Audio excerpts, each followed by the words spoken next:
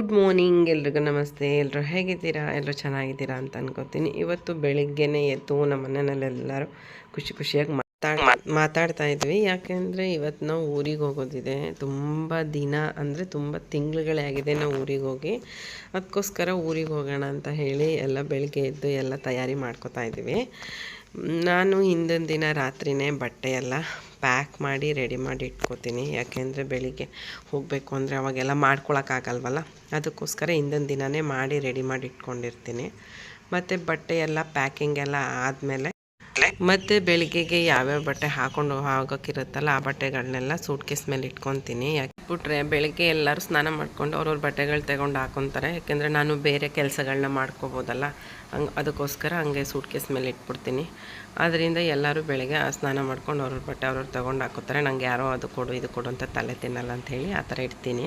ರಾತ್ರಿ ಪ್ಯಾಕಿಂಗ್ ಎಲ್ಲ ಮುಗಿದ್ಮೇಲೆ ನನ್ನ ಮಗ ಮಲ್ಕೊಂಡಾದಮೇಲೆ ಸ್ವಲ್ಪ ದಾರಿಗೆ ಏನಾದರೂ ತಿನ್ನೋಕ್ಕೆ ಬೇಕಲ್ಲ, ಮಕ್ಕಳಿರ್ತಾರೆ ಅಂದರೆ ಏನಾದರೂ ಕೇಳ್ತಿರ್ತಾರೆ ತಿನ್ನೋಕ್ಕೆ ಅಂತೇಳಿ ಸ್ವಲ್ಪ ಕಡಲೆಪುರಿನ ಮನೆಯಿಂದನೇ ಒಗ್ಗರಣೆ ಎಲ್ಲ ಮಾಡ್ಕೊಂಡು ತೊಗೊತೀನಿ ನಾನು. ಯಾವ ಮಕ್ಕಳು ಅದು ಇದು ಹೊರಗಡೆ ಚಿಪ್ಸು ತಿನ್ನೋದಕ್ಕಿಂತ ಮನೆಯಿಂದನೇ ಈ ಥರ ಏನಾದರೂ ಮಾಡ್ಕೊಂಡು ಹೋದರೆ ಅವ್ರಿಗೂ ತಿನ್ನೋಕ್ಕೆ ಚೆನ್ನಾಗಿ ಅನಿಸುತ್ತೆ. ನಾವು ಸ್ವಲ್ಪ ಏನಾದರೂ ತಿನ್ಬೋದಲ್ಲ. ನನಗೆ ಹೊರಗಡೆ ಚಿಪ್ಸು ಎಲ್ಲ ಅಷ್ಟು ಇಷ್ಟ ಆಗಲ್ಲ ಅಂತೇಳಿ ಮನೆಯಿಂದನೇ ನಾನು ಯಾವಾಗಲೂ ಈ ಥರ ಏನಾದರೂ ಮಾಡಿ ತೊಗೋತೀನಿ.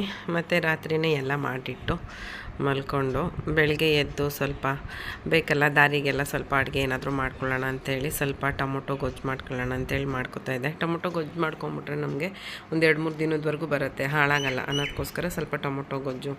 ಮತ್ತು ಮನೆಯಲ್ಲಿ ಸ್ವಲ್ಪ ಬೆಳಗ್ಗೆ ತಿಂಡಿಗೆ ತಿನ್ನೋಕ್ಕೆ ಅಂತ ಹೇಳಿ ಸ್ವಲ್ಪ ಪುಳಿಯೋಗರೆ ಎಲ್ಲ ಮಾಡ್ಕೊಂಡೆ. ಜೊತೆಗೆ ಚಪಾತಿ ಟೊಮೊಟೊ ಗೊಜ್ಜು ಮಾಡಿ ತೊಗೋತೀನಿ ನಾನು. ಯಾಕೆ ಟೊಮೊಟೊ ಗೊಜ್ಜು ಚಪಾತಿ ಒಂದು 2 ದಿನದವರೆಗೂ ಹಾಳಾಗಲ್ಲ, ಚೆನ್ನಾಗಿರುತ್ತೆ. ಟ್ರೈನಲ್ಲಿ ನಾವು ಅಲ್ಲೇ ಏನಾದರೂ ತೊಗೊಂಡು ತಿನ್ನಬೇಕು ಅಂದರೆ ಅಷ್ಟೊಂದು ಚೆನ್ನಾಗಿರಲ್ಲ ಊಟ ಎಲ್ಲ. ಆದ್ದರಿಂದ ಸ್ವಲ್ಪ ಆದಷ್ಟು ಮನೆಯಲ್ಲೇ ಮಾಡಿಕೊಂಡ್ರೆ ಒಳ್ಳೆಯದು ಅನ್ನೋದಕ್ಕೋಸ್ಕರ ಮಾಡ್ಕೊತಾ ಇದ್ದೀನಿ. ಇನ್ನೊಂದಂದರೆ ನಮ್ಮ ಮನೆಯವ್ರು ನಾನು ಒಬ್ಬಳೇ ಮಾಡ್ತಾಯಿದ್ದೆ ಅಂತೆ, ನಾನು ಮಾಡಿಕೊಡ್ತೀನಿ, ಸ್ವಲ್ಪ ಬೇಯಿಸ್ತೀನಿ ಚಪಾತಿನ, ನೀನು ಒತ್ಕೊಡು ಚಪಾತಿನೆಲ್ಲ ಅಂತೇಳಿ ಬೇಯಿಸ್ಕೊಡ್ತಾಯಿದ್ರು. ಒಬ್ಬಳೇ ಮಾಡಬೇಕಂದ್ರೆ ಲೇಟ್ ಆಗಿಬಿಡುತ್ತೆ ಹೋಗೋಕ್ಕೆ ಅಂತೇಳಿ ಅವ್ರು ಸ್ವಲ್ಪ ಚಪಾತಿ ಎಲ್ಲ ಮಾಡಿಕೊಟ್ಟು ಸ್ವಲ್ಪ ಆಫೀಸಲ್ಲಿ ಕೆಲಸ ಇದೆ ನೀವೆಲ್ಲ ರೆಡಿಯಾಗಿ ಅಂತ ಹೇಳಿ ಹೋದರು. ಅವರು ಹೋದ್ಮೇಲೆ ನಾನು ಸ್ವಲ್ಪ ಪುಳಿಯೋಗರೆ ಎಲ್ಲ ಕಲಸಿ ಎಲ್ಲನೂ ಬಾಕ್ಸ್ ಮಾಡಿ ಇಟ್ಕೊಳ್ಳೋಣ ಅಂಥೇಳಿ ಮಾಡ್ಕೊತಾ ಇದ್ದೀನಿ. ಮೊದಲಿಗೆ ಎಲ್ಲ ಊಟನೆಲ್ಲ ಪ್ಯಾಕ್ ಮಾಡಿಕೊಂಡು ಒಂದು ಬ್ಯಾಗಲ್ಲಿ ಎಲ್ಲ ಪ್ಯಾಕಿಂಗ್ ಮಾಡಿ ಇಟ್ಕೊಂಡ್ಬಿಟ್ರೆ ಅದೊಂದು ಕೆಲಸ ಆದರೆ ಮತ್ತು ಮನೆ ಕೆಲಸ ಎಲ್ಲ ಮಾಡ್ಕೋಬೋದಲ್ಲ ಅಂಥೇಳಿ ಎಲ್ಲ ಮೊದಲಿಗೆ ಅಡುಗೆ ಎಲ್ಲ ಪ್ಯಾಕ್ ಮಾಡಿ ಒಂದು ಬ್ಯಾಗಲ್ಲಿ ಹಾಕ್ಕೊಂಡೆ. ನನ್ನ ಮಗ ಎಲ್ಲ ಬಾಕ್ಸ್ಗಳು ಎತ್ಕೊಡ್ತಾಯಿದ್ದ, ಮಮ್ಮಿ ಹಾಕು ಅಂತ. ಅವ್ನು ತುಂಬ ದಿನ ಆಯ್ತಲ್ಲ ಊರಿಗೆ ಹೋಗಿ, ಹಾಗಾಗಿ ಅವ್ನಿಗೊಂಥರ ಖುಷಿ, ಎಷ್ಟೊತ್ತಿಗೆ ಹೋಗ್ತೀವಿ ಊರಿಗೆ ಅಂತ. ಅವನಿಗೆ ಬೆಳಿಗ್ಗೆ ಎದ್ದ ತಕ್ಷಣದಿಂದ ಶುರು ಮಾಡಿದ್ದೆ, ಇವತ್ತು ಊರಿಗೆ ಹೋಗ್ತೀವಿ ಅಂತ. ನಾನು ಮತ್ತು ನಮ್ಮ ಮನೆಯವ್ರು ಹೋದ್ಮೇಲೆ ಎಲ್ಲ ಸಾಮಾನು ಇದು ಊಟದ್ದೆಲ್ಲ ಪ್ಯಾಕಿಂಗ್ ಮಾಡಿಕೊಂಡು ಪ್ಯಾಕಿಂಗ್ ಕೆಲಸ ಎಲ್ಲ ಮುಗಿದ್ಮೇಲೆ ಸ್ವಲ್ಪ ಬೆಡ್ ಮೇಲೆಲ್ಲ ಬೆಡ್ಶೀಟು ಕಂಬಳಿಗಳು ಏನೇನಿರುತ್ತಲ್ಲ ಅದನ್ನೆಲ್ಲ ಫೋಲ್ಡ್ ಮಾಡಿ ಬೀರುನಲ್ಲಿ ಇಡೋಣ ಅಂತೇಳಿ ಇಡ್ತಾಯಿದ್ದೀನಿ. ತಿಂಗಳೆಲ್ಲ ಈಗ ಮನೇಲಿ ಇರಲ್ಲ ಅಂದರೆ ಎಲ್ಲ ಸುಮ್ಮನೆ ಸಿಕ್ಕಾಪಟ್ಟೆ ಧೂಳಾಗ್ಬಿಡುತ್ತೆ. ಎಲ್ಲ ಕ್ಲೋಸ್ ಮಾಡಿ ಹೋಗ್ತೀವ ಆದ್ರೂ ಧೂಳಾಗ್ಬಿಡುತ್ತೆ. ಅದರಿಂದ ಸುಮ್ಮನೆ ಹಿಂಗೆಲ್ಲ ಫೋಲ್ಡ್ ಮಾಡಿ ಬೀರುನಲ್ಲಿ ಇಟ್ಬಿಟ್ರೆ ನಮಗೂ ಒಂಥರ ಧೂಳಾಗಿರಲ್ಲ, ಬಂದಾಗ ಕ್ಲೀನ್ ಮಾಡ್ಕೊಳ್ಳೋಕ್ಕೆ ಸ್ವಲ್ಪ ಆರಾಮ ಅನಿಸುತ್ತೆ. ಮತ್ತು ಬೆಳಗ್ಗೆಯಿಂದ ಅಡುಗೆ ಎಲ್ಲ ಮಾಡಿ ಸ್ವಲ್ಪ ಅಡುಗೆ ಮನೆಯೆಲ್ಲ ಸಿಕ್ಕಾಪಟ್ಟೆ ಒಂಥರ ಮೆಸ್ಸಿ ಗಲೀಜಾಗ್ಬಿಟ್ಟಿತ್ತು. ಅದಕ್ಕೆ ಸ್ವಲ್ಪ ಕಿಚನ್ನೆಲ್ಲ ನೀಟಾಗಿ ಕ್ಲೀನ್ ಮಾಡಿ ಇಟ್ಟೋಗ್ತೀನಿ. ನಾನು ಆದಷ್ಟು ಏನು ಮಾಡ್ತೀನಿ ಅಂದರೆ ತಿಂಗಳನ್ಗಟ್ಲೆ ನಾವು ಹೋಗೋದ್ರಿಂದ ಎಲ್ಲ ಕ್ಲೀನ್ ಮಾಡಿಟ್ಟರು ಹೋದ್ರೇ ಒಳ್ಳೆಯದು. ಇಲ್ಲಾಂದರೆ ಎಲ್ಲ ಏನಾಗ್ಬಿಡುತ್ತೆ ಅಂದರೆ ಎಲ್ಲ ಕ್ಲೀನಾಗಿ ಮಾಡಿಟ್ಟು ಹೋಗಿಲ್ಲ ಅಂದರೆ ಎಲ್ಲ ಸ್ಮೆಲ್ ಬಂದಂಗೆ ಆಗುತ್ತೆ, ಇನ್ನೆಲ್ಲ ಮನೆ ವಾಸನೆ ಅಂತ ಅನಿಸುತ್ತೆ. ಅದಕ್ಕೋಸ್ಕರ ಆದಷ್ಟು ಯಾರೇ ಆದರೂ ಅಷ್ಟೇ ದೂರ ಹೋಗೋರು ಮತ್ತು ಈ ಥರ ಏನಾದರೂ ತಿಂಗಳೆಲ್ಲ ಮನೆ ಎಲ್ಲ ಖಾಲಿ ಮಾಡಿ ಹೋಗೋರು ಇದ್ದರೆ ದಯವಿಟ್ಟು ಆದಷ್ಟು ಎಲ್ಲ ನೀಟಾಗಿ ಕ್ಲೀನ್ ಮಾಡಿ ಸ್ವಲ್ಪ ಇದು ಮಾಡಿ ಹೋದರೆ ಹೋಗ್ಬಿಡಿ, ಒಳ್ಳೆಯದು. ಇಲ್ಲಾಂದರೆ ಆಮೇಲೆ ಗಲೀಜಿದ್ರೆ ಇನ್ನೊಂದೇನಪ್ಪ ಅಂದರೆ ಕಾಕ್ರೋಚ್ ಬರೋದು ಆ ಥರ ಎಲ್ಲ ಆಗುತ್ತೆ. ಈ ಥರ ಕ್ಲೀನ್ ಮಾಡಿ ಹೋದರೆ ಒಂದು ಕಾಕ್ರೋಚ್ ಏನೂ ಬರೋದಿಲ್ಲ ಮತ್ತು ಸ್ಮೆಲ್ಲು ಬರೋದಿಲ್ಲ ಅಷ್ಟು. ಅದಕ್ಕೋಸ್ಕರ ನಾನೆಲ್ಲ ಕ್ಲೀನ್ ಮಾಡಿ ಪಾತ್ರೆನೆಲ್ಲ ಏನು ಮಾಡ್ತೀನಿ ಅಂದರೆ ಎಲ್ಲ ನೀಟಾಗಿ ತೊಳೆದು ನಂದು ಇದಿದೆ ಜಾಲ್ರಿ, ಅದರಲ್ಲಿ ತುಂಬಿಟ್ಟು ಅದ್ರ ಮೇಲೆ ಒಂದೇನಾದರೂ ಬಟ್ಟೆ ಮುಚ್ಚಿಟ್ಟು ಹೋಗ್ತೀನಿ.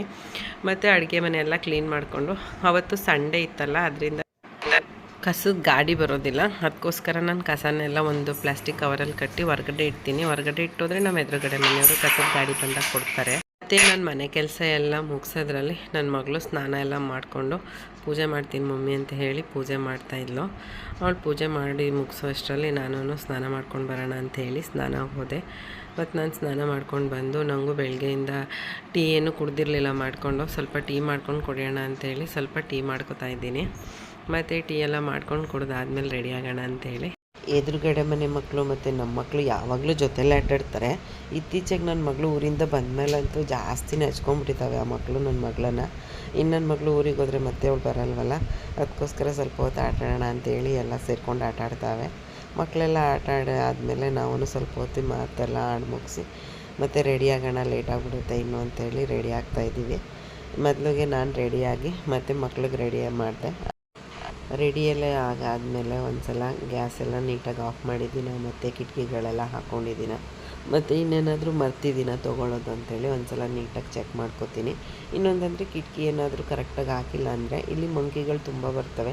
ಇನ್ನು ನಾವು ಮನೇಲಿ ಇರೋದಿಲ್ವಲ್ಲ, ಇನ್ನು ಅದು ಡೈಲಿ ಬಂದು ಎಲ್ಲ ಹಾಳು ಮಾಡುತ್ತೆ ಅಂತೇಳಿ ಕಿಟಕಿಗಳನ್ನ ಯಾವಾಗಲೂ ನೀಟಾಗಿ ನಾವು ಇಲ್ಲಿ ಹೊರಗಡೆ ಹೋದ್ರೂ ಅಷ್ಟೇ, ಯಾವಾಗಾದರೂ ಅಕಸ್ಮಾತ್ ಹೊರಗಡೆ ತಿರ್ಗಾಡೋಕೆ ಹೋದ್ರೂ ಎಲ್ಲ ನೀಟಾಗಿ ಹಾಕಿದ್ದೀವಿ ಅಂತ ಚೆಕ್ ಮಾಡಿಕೊಂಡೇ ಹೋಗೋದು. ಅಷ್ಟರಲ್ಲಿ ಸಡನ್ನಾಗಿ ತುಳಸಿ ಗಿಡ ಒಂದು ನೆನಪಾಯಿತು. ಇನ್ನು ನಾವು ಬರೋ ತನಕ ನೀರೆಲ್ಲ ಹಾಕೋಕ್ಕಾಗಲ್ಲ, ಒಣಗೋಗ್ಬಿಡುತ್ತೆ. ಅದರಿಂದ ನಾವು ಪಕ್ಕದ ಮನೆಯವರು ಕೊಟ್ಟೋದ್ರೆ ಪಾಪ ಅವ್ರು ನೀರು ಹಾಕ್ತಾ ಇರ್ತಾರೆ ಅಂತ ಹೇಳಿ ಅದೊಂದು ಕೊಟ್ಬಿಟ್ಟು ಬಾಮ್ಮ ಅಂತ ನನ್ನ ಮಗಳಿಗೆ ಹೇಳಿದೆ. ನಾವು ರೆಡಿಯಾಗಿ ಎಲ್ಲ ಕೆಲಸ ಮುಗಿಸೋ ಅಷ್ಟರಲ್ಲಿ ನಮ್ಮ ಮನೆಯವ್ರು ಕೂಡ ಬಂದರು. ಹೊರಡೋ ಸಮಯ ಆಗೇ ಬಿಟ್ಟು ಮತ್ತು ಬ್ಯಾಗೆಲ್ಲ ಆಚೆ ಇಟ್ಟು ಹೋಗೋಣ. कुछ नहीं भूल जाओगे तो आ ही जाओगे, कुछ नहीं भूलने तो क्या बात।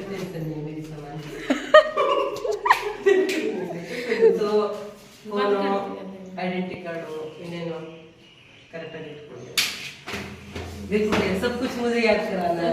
पापा बोलते थे ऐसे कोई सामान लेने के लिए बोलते थे तो मैं कुछ एक सामान भूल जाता था। वापस आने के बाद पापा बोलते थे यार शादी के बाद बीवी को ले जाएगा, वापस लेके आना तो याद रख लेना फिर। ಎಲ್ಲರೂ ರೆಡಿಯಾಗಿ ಲಗೇಜ್ನೆಲ್ಲ ಮೇಲಿಂದ ಕೆಳಗಡೆಗೆ ತಲುಪಿಸಿದಾಯಿತು. ಇವಾಗ ನಮ್ಮ ಮನೆಯವ್ರ ಫ್ರೆಂಡು ನಾನು ರೈಲ್ವೆ ಸ್ಟೇಷನಿಗೆ ಡ್ರಾಪ್ ಮಾಡ್ತೀವಿ ಅಂತ ಹೇಳಿದ್ದಾರೆ. ಅವ್ರಿಗೋಸ್ಕರ ವೆಯ್ಟ್ ಮಾಡ್ತಾಯಿದ್ವಿ. ಅವ್ರು ರೆಡಿ ಆಗ್ತಾಯಿದ್ರು. ಅವ್ರು ರೆಡಿ ಆಗೋಷ್ಟರಲ್ಲಿ ನಾವು ಸ್ವಲ್ಪ ಲಗೇಜ್ನೆಲ್ಲ ಕಾರಲ್ಲಿ ಹಾಕೋಣ ಅಂತೇಳಿ ನಮ್ಮ ಮನೆಯವರೆಲ್ಲ ಲಗೇಜ್ ಕಾರಲ್ಲಿ ಇಡ್ತಿದ್ದಾರೆ. ಊರಿಂದ ಬೇಗ ಬಂದ್ಬಿಟ್ಟಿದ್ದೀವಿ, ಬೇಜಾರಾಗುತ್ತೆ ನೀವು ಇಲ್ದಾನೆ ಅಂತ ಹೇಳ್ತಾಯಿದ್ರು. ಸರಿ ಆಯಿತು ಅಂತ ಹೇಳಿ ಲಗೇಜ್ ಎಲ್ಲ ಕಾರಲ್ಲಿಟ್ಟು ಎಲ್ಲರಿಗೂ ಮಾತಾಡಿಸ್ಕೊಂಡು ಮತ್ತು ಮಕ್ಕಳನ್ನೆಲ್ಲ ಸ್ವಲ್ಪ ಆಟ ಆಡಿಸಿ, ಇಲ್ಲೊಂದೇನಪ್ಪ ಅಂದರೆ ಅವ್ರ ಊರಿಗೆ ಹೋಗ್ತೀವಿ ಅಂದರೆ ಎಲ್ಲರೂ ಕಳ್ಸೋಕ್ಕೆ ಅಂತ ಬರ್ತಾರೆ. ಅದೊಂಥರ ಖುಷಿ ಅನಿಸುತ್ತೆ ಊರ ಥರನೇ.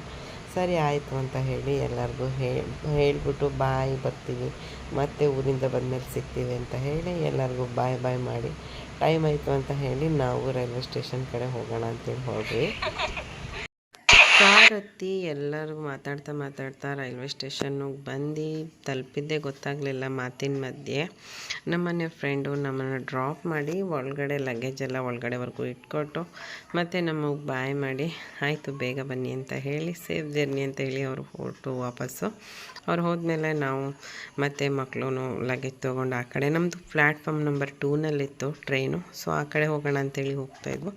ಅಷ್ಟರಲ್ಲಿ ಮಕ್ಕಳು ಚಿಪ್ಸ್ ಅಂಗಡಿ ನೋಡಿದ್ರು, ಬಿಡಬೇಕಾ ತಿಂಡಿ ಕಂಡ್ರೆ ಮತ್ತು ಅವರು ಚಿಪ್ಸು ಜ್ಯೂಸು ಅಂತ ಸ್ವಲ್ಪ ತೊಗೊಂಡ್ರು. ಮನೆಯಿಂದ ಏನೇ ತೊಗೊಂಡ್ರು ಮಕ್ಕಳಿಗೆ ಹೊರಗಡೆ ತಿಂಡಿ ನೋಡಿದ ತಕ್ಷಣ ಬಿಡೋದಿಲ್ಲ ಅವರು. ಮತ್ತು ನಾನು ನನ್ನ ಮಗ ಇಬ್ಬರೂ ಈ ಕಡೆ ಮೆಟ್ಲತ್ಕೊಂಡು ಬಂದ್ವು. ನಾವು ಖಾಲಿ ಕೈ ಇದ್ವು ಅಂತೇಳಿ ನನ್ನ ಮಗಳು ಮತ್ತು ನಮ್ಮ ಮನೆಯವರು ಆ ಕಡೆಯಿಂದ ಬಳಸ್ಕೊಂಡು ಬಂದರು. ಅವ್ರ ಲಗೇಜ್ ಇತ್ತಲ್ಲ ಅದಕ್ಕೋಸ್ಕರ ಆ ಕಡೆಯಿಂದ ಬಳಸ್ಕೊಂಡು ಲಗೇಜ್ ತೊಗೊಂಡು ಬಂದರು. ನಮಗೆ ಟ್ರೈನ್ ಬರೋಕ್ಕೆ ಇನ್ನೂ 1 ಅವರ್ ಇತ್ತು. ನಾವು 1 ಅವರ್ ಮೊದಲೇ ಸ್ಟೇಷನ್ ತಲುಪಿದ್ವು. ನಾವು ಮಕ್ಕಳು ಮತ್ತು ಲಗೇಜ್ ಜೊತೆ ರೈಲ್ವೆ ಸ್ಟೇಷನ್ನ ತಲುಪಿದ್ದಾಯಿತು. ಟ್ರೈನ್ಗೋಸ್ಕರ ಇವಾಗ ವೆಯ್ಟ್ ಮಾಡ್ತಾಯಿದ್ದೀವಿ. ನಾವು ಎಲ್ಲಿಂದ ಎಲ್ಲಿಗೆ ಪ್ರಯಾಣ ಮಾಡ್ತಾಯಿದ್ದೀವಿ ಮತ್ತು ಯಾವ ಟ್ರೈನಲ್ಲಿ ಪ್ರಯಾಣ ಮಾಡ್ತಾಯಿದ್ದೀವಿ ಮತ್ತು 48 ಗಂಟೆ ನಾವು ಟ್ರೈನಲ್ಲಿ ಹೇಗೆ ಸಮಯನ ಕಳೀತೀವಿ ಅನ್ನೋದನ್ನೆಲ್ಲ ನಾನು ಮುಂದಿನ ಬ್ಲಾಗಲ್ಲಿ ಹೇಳ್ತೀನಿ. ಸಮಯ ನಮಗಾಗಿ ಕಾಯೋದಿಲ್ಲ, ನಾವೇ ಸಮಯಕ್ಕಾಗಿ ಕಾಯಬೇಕು. ಇವತ್ತು ಪ್ರಯಾಣ ಮಾಡೋ ಎಲ್ಲರ ಪ್ರಯಾಣ ಸುಖಕರವಾಗಿರಲಿ. ಈ ವಿಡಿಯೋ ಎಲ್ರಿಗೂ ಇಷ್ಟ ಆಗಿದೆ ಅಂತ ಅನ್ಕೋತೀನಿ. ಮತ್ತೆ ಇನ್ನೊಂದು ಹೊಸ ವಿಡಿಯೋ ಜೊತೆಗೆ ಮುಂದಿನ ಬ್ಲಾಗಲ್ಲಿ ಸಿಗ್ತೀನಿ. Thank you for watching.